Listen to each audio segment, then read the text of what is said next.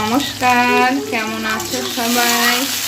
আশা করি যে যেখানে আছো সবাই খুব ভালো আছো, সুস্থ আছো। তোমাদের ভালোবাসার আশীর্বাদে আমরাও ভালো আছি। দেবযানী ডেলি ব্লগ চ্যানেলে নতুন একটা ব্লগে তোমাদের সবাইকে অনেক স্বাগত জানিয়ে তোমাদের সবাইকে সঙ্গে নিয়ে আজকের এই ভিডিওটা শুরু করছি। সারাদিন আমার সঙ্গে থেকো, আশা করি ভালো লাগবে। কেমন? ডিম সেদ্ধ হচ্ছে, এদিকে আলু ভাজা হচ্ছে, এদিকে উচ্ছে কুমড়ো কেটে ধুয়ে ভালো করে রেখেছি, উচ্ছে কুমড়ো বসে করব। আর এদিকে লাল শাক করেছি, ডাটা দিয়ে ডাল করেছি। এদিকে এসেছিল এখানে একটা মিনি বাচ্চা, এই যে মাছ এনে রেখেছে ব্যাগ গন্ধে, এতক্ষণ এখানে বসে নিয়ে করছিল। আর আমাদের তান ওর সঙ্গে বক বক করতে এসে।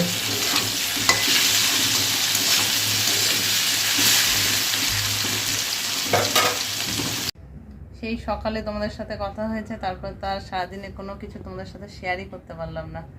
রান্না খাওয়া সমস্ত কাজ কমপ্লিট করে দেখো রেডি হয়ে গেছি। এখন একটু যাব মায়ের কাছে, বাবা মাকে একটু বিজয়ার প্রণাম করব, তাই এখন রেডি হয়েছি, বেরোবো। তা ছোটো ভাইকে ফোন করেছি, ও আসছে, এসে নিয়ে যাবে। ওয়েদারটা খুব বাজে, তো বৃষ্টিটা পড়ছে না, কিন্তু মেঘলা আকাশ। আমার শরীরটাও ভালো লাগছে না, তাও দেখলাম আজকে যদি ঝোঁকে ঝোঁকে না যাওয়া হয়, এরপর হয়তো আবার কবে যাব না, সেই কারণে হলো না, আজকে বিজার পাটটা মিটিয়েই আসি, তাই রেডি হয়ে নিয়েছি। তা চলে বেরিয়ে পড়া যাক, কেমন? চল বসি।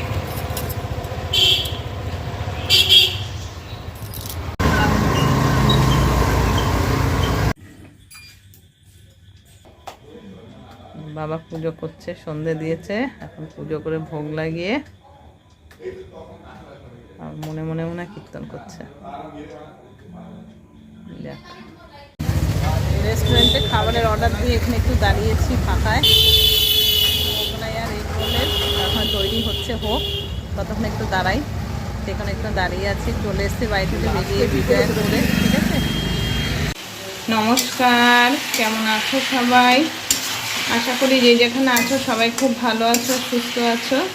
তোমাদের ভালোবাসার আশীর্বাদে আমরাও ভালো আছি। দেবযানী ডেলি ব্লগ চ্যানেলের নতুন একটা ব্লগে তোমাদের সবাইকে অনেক স্বাগত জানিয়ে তোমাদের সবাইকে সঙ্গে নিয়ে আজকের এই ভিডিওটা শুরু করছি। পুরো ভিডিওটা স্কিপ না করে দেখো, আশা করি ভালো লাগবে। কেমন? দুটো কড়াইতে বসিয়ে দিয়েছি, দুটো ওভেনে, দেখেছো? এদিকে আলু ভাজা হয়ে এসছে, তো নামাবো, গ্যাসটা অফ করে দেবো। এদিকে লাউ ঘন্ট করছি বড়ি দিয়ে, আর ধনে পাতা দেবো। তা ধনে পাতা দেওয়ার আগে একটু তুলে নেবো, যেহেতু আমার ভালো মিষ্টার খায় না ধনে পাতা দিলে, সেই কারণে ঘন্টটা হবে। আর একটু হোক, আলুটা তুলে নিই। ভালোটা হয়ে গেছে, গ্যাসটা বন্ধ করে দিলাম।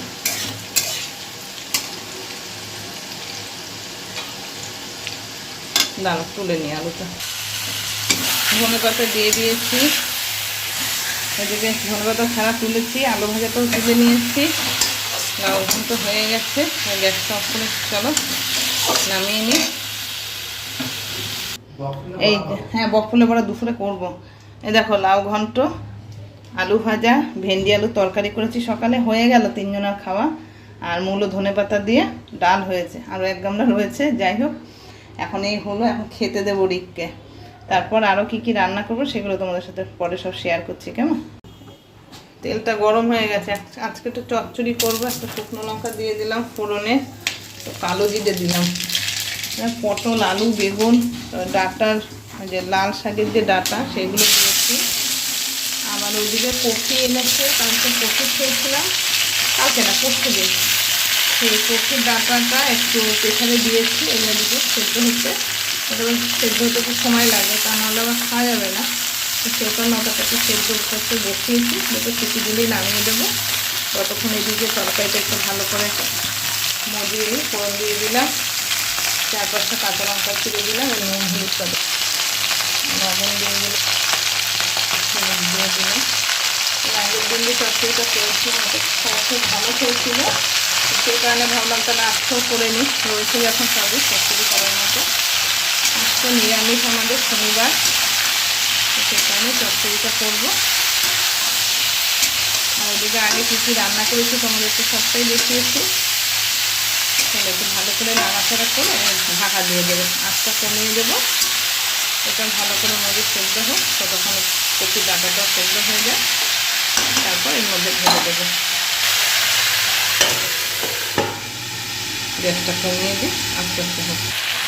হইলে কতটা সেদ্ধ হয়ে গেছে, এবারে ডাঁটাগুলো সেদ্ধ হয়ে গেছে, জল ঢেলে নিয়েছি, দিয়ে দিলাম। এবার একসাথে সব নাড়াচাড়া করে নেবো, ভালো করে মিশিয়ে দেবো। এই শীত আসবে তো, এখন এই কপির ডাঁটা দিয়ে না সব সবজি দিয়ে চচ্চড়ি খুব ভালো লাগে খেতে। কারা কারা খাও এই চচ্চড়ি বন্ধুরা, একটু কমেন্ট করে জানিও কেমন।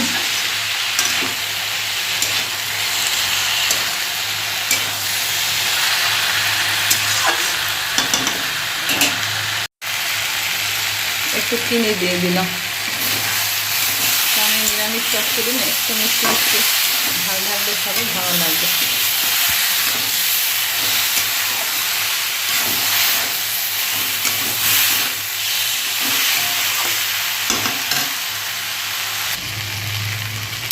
সব ঠিকঠাক আছে, দেখে নিয়েছি, নুন ঝাল মিষ্টি একদম সব পারফেক্ট।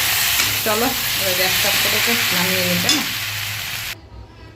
দেখো হয়ে গেছে। তো এই রেসিপিটা কেমন লাগলো বন্ধুরা অবশ্যই একটা কমেন্ট করে জানিও কেমন।